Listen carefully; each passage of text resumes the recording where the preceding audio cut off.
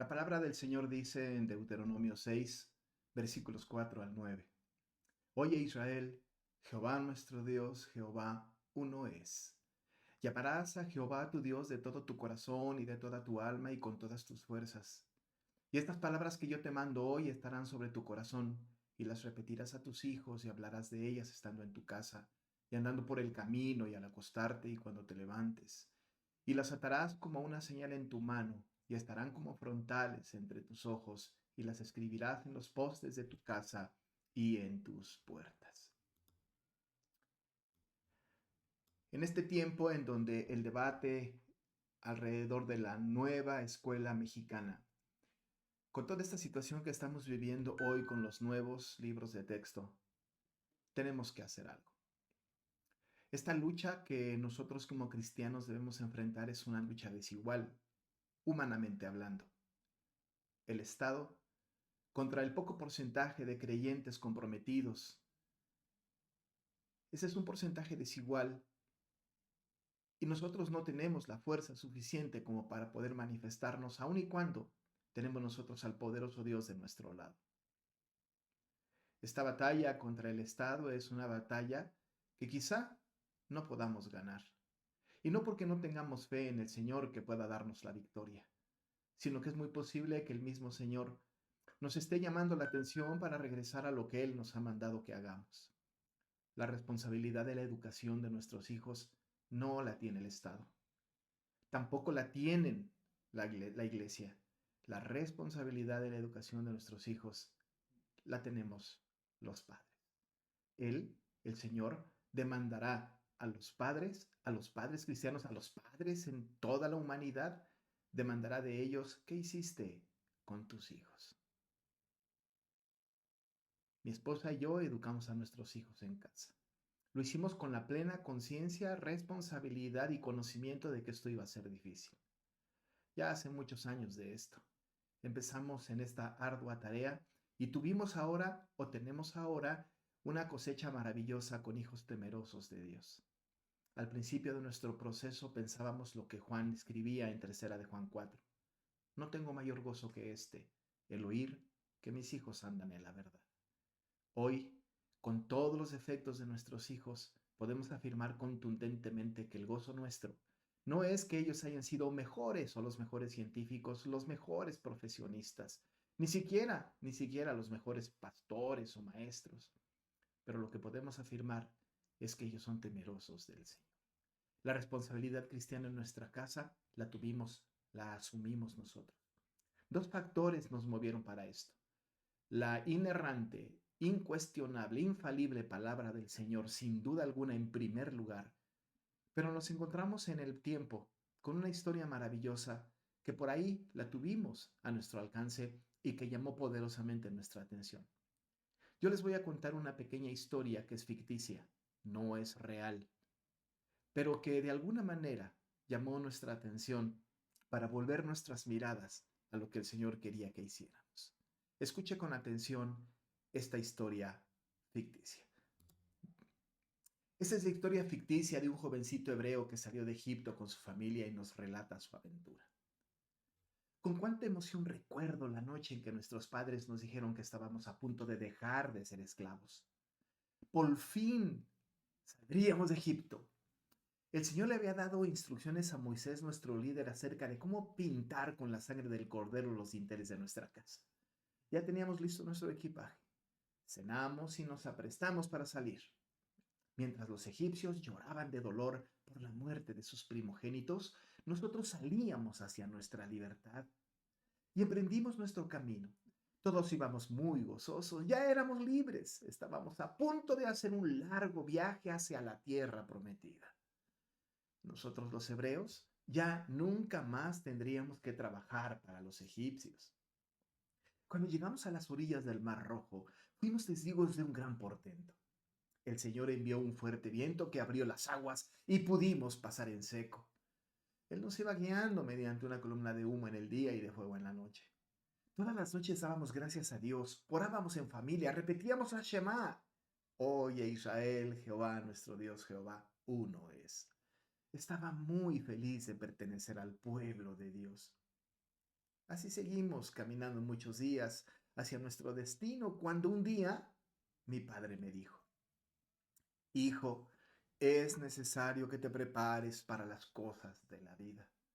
Así que te vamos a mandar de regreso a Egipto a estudiar. Pero padre, le contesté, si de allá acabamos de salir. Sí, pero debes regresar.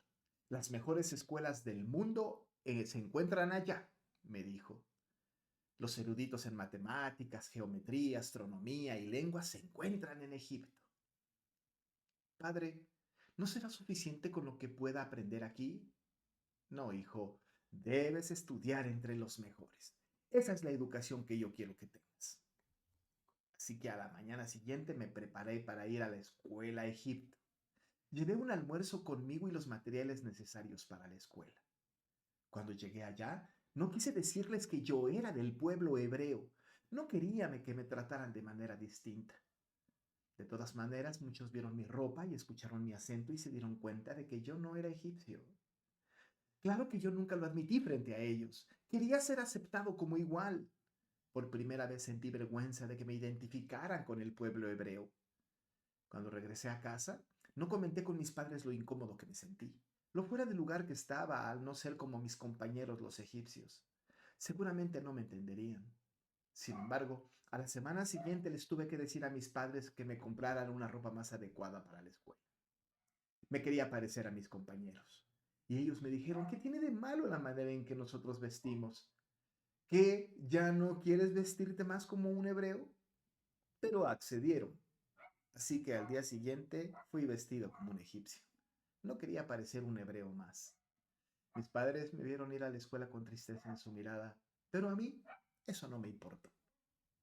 Después, les tuve que pedir de almuerzo algo que pudiera compartir con mis amigos. Yo no podía darles de mi almuerzo hebreo, ellos estaban acostumbrados a otras cosas. Y mis amigos empezaban a burlar de mí. Mis padres me dijeron, no tenemos nada más que darte que maná y codornices, tú lo sabes. Además, en todo este tiempo hemos comido esto y nunca te has quejado. Ahora, ¿por qué? Nuestra comida no es mala. ¿Prefieres quedar bien con tus amigos que comer de nuestra comida sana y mandada por Dios? Yo les dije que me gustaba más la comida que mis amigos me compartían en la escuela, así que mejor ya no me mandaran almuerzo. Mi padre me dijo, hijo, no está bien que desprecies nuestras costumbres. Tú eres hebreo y no egipcio. Padre, le recordé, tú fuiste quien me envió a estudiar a Egipto. Entonces guardó silencio y ya no me dijo nada más. Un día, mis amigos egipcios me invitaron a quedarme con ellos más tarde después de la escuela. Así que nos quedamos platicando y jugando. Cuando llegué tarde a casa, le dije a mis padres que había pasado un tiempo maravilloso, muy divertido, nada parecido a nuestras aburridas costumbres. Ellos me dijeron, pero si eres un hebreo, antes nuestras costumbres no te parecían aburridas, compartíamos mucho tiempo. ¿Qué ha pasado? ¿Qué está pasando, hijo? Yo les dije, ¿qué no era lo que ustedes querían? ¿Que me educara como un egipcio? ¿Que me pareciera uno de ellos? ¿Por qué ahora me recriminan si ustedes me enviaron para allá? No pudieron contestarme. Las enseñanzas de los maestros egipcios eran de lo más interesante. Cada vez podía ver con más claridad cómo lo que creíamos los hebreos eran, como decían mis maestros, una serie de mitos y fábulas inventadas por los mayores para tenernos engañados y así poder manejarnos. Y yo estudiaba sus enseñanzas y obtenía muy buenas calificaciones.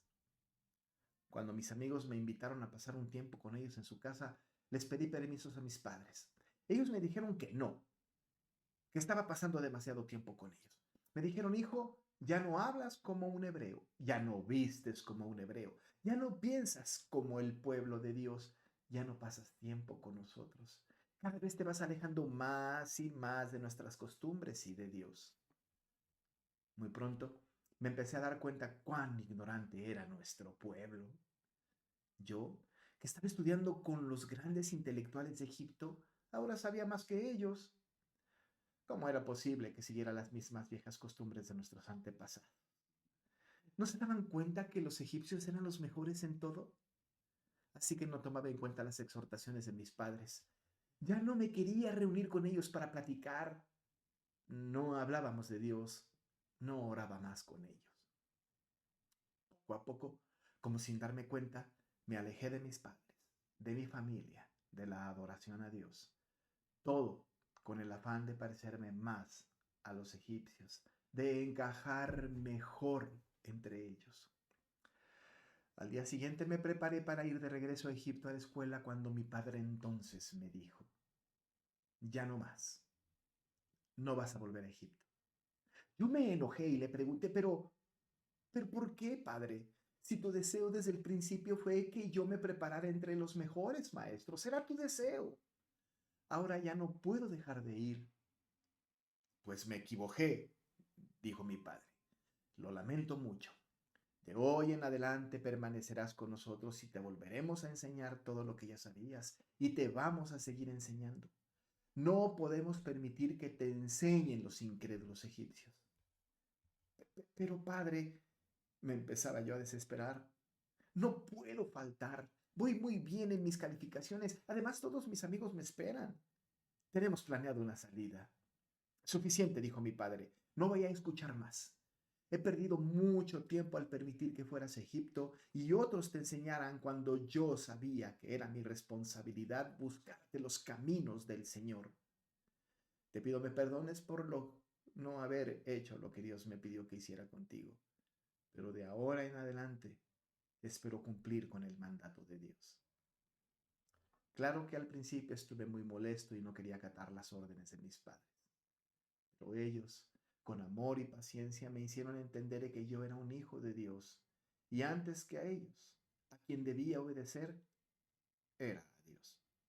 Entonces tuve que aprender de memoria, más bien recordar el gran mandamiento de Dios que dice, Oye Israel, Jehová nuestro Dios, Jehová uno es. Y amarás a Jehová tu Dios de todo tu corazón y de toda tu alma y con todas tus fuerzas. Y mis padres fueron muy fieles en hacer lo que Dios pide de todos los padres creyentes.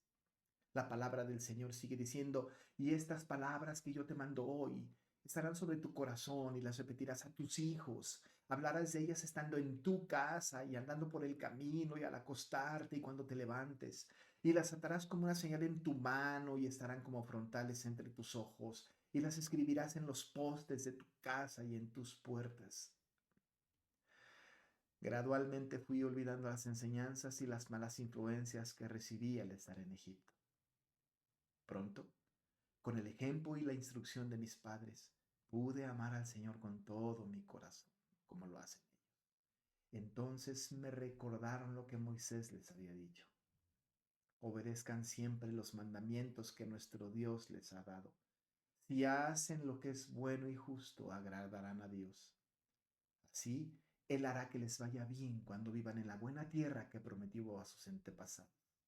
Además, hará que sus enemigos huyan ante ustedes, pues así lo ha prometido. El día de mañana, cuando sus hijos les pregunte qué significan todas estas enseñanzas que nuestro Dios nos ha dado, ustedes responderán, hubo un tiempo en que fuimos esclavos del rey de Egipto, pero nuestro Dios usó su gran poder y nos sacó de allí. Nosotros vimos los terribles castigos que Dios envió contra el rey de Egipto y su familia. A nosotros, en cambio, nos sacó de este país y nos trajo a la tierra que había prometido a nuestros antepasados. Entonces nos ordenó respetarlo siempre y obedecer sus enseñanzas.